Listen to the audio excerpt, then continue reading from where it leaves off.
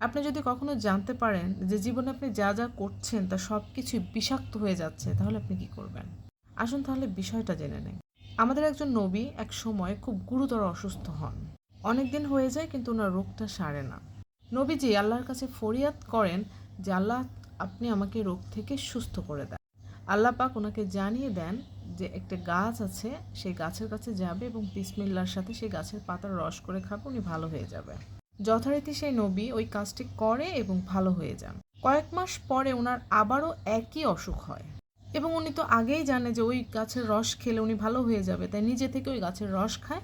কিন্তু উল্টা ওনার অসুস্থতা আরও বেড়ে যায়। উনি আবার আল্লাহর সাথে কথা বলার জন্য পাহাড়ের চূড়ায় যান এবং আল্লাহ পাকের কাছে জিজ্ঞেস করে, আল্লাহ, আপনি আমাকে যেটা শিখিয়ে দিয়েছিলাম তো সেটাই খেয়েছি, তারপরেও আমার অসুস্থতা কেন বেড়ে গেল? জবাবে আল্লাহ পাক ওনাকে জানিয়ে দিলেন যে উনি আগেরবার যখন মানে পাতার রসটা খেয়েছিলেন তখন উনি বিসমিল্লা বলে খেয়েছিলেন, আর পরে যখন উনি খেয়েছেন বিসমিল্লা ছাড়া খেয়েছেন। পৃথিবীতে আপনি কোনো কাজ, কোনো খাবার, কোনো পোশাক পরা, বাইরে যাওয়া, ঘরের ভিতরে প্রবেশ করা, প্রত্যেকটা কাজের আগে বিসমিল্লা বলতে হবে। আর যদি আপনি সেটা না করেন তাহলে অবশ্যই সেটা বিষাক্ত হয়ে যাবে। আমি একটা পরামর্শ দিই, বিসমিল্লার তাফসির আপনি অবশ্যই পড়বেন। এটা আমাকে অস্ট্রেলিয়ার একজন ডক্টর সাজেস্ট করেছিল, আমি পড়ার পর আমি জানতে পেরেছি, এই জন্য আপনাদেরকে জানিয়ে দিলাম।